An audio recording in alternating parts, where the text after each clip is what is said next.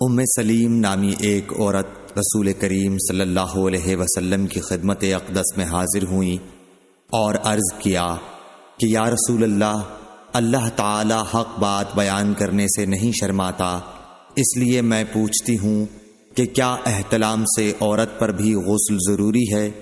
آپ صلی اللہ علیہ وسلم نے فرمایا کہ ہاں، جب عورت پانی دیکھ لے یعنی کپڑے وغیرہ پر منی کا اثر معلوم ہو۔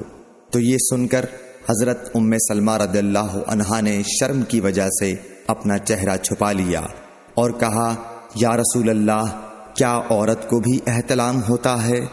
آپ نے فرمایا، ہاں، تیرے ہاتھ خاک آلود ہوں، پھر کیوں اس کا بچہ اس کی صورت کے مشابہ ہوتا ہے؟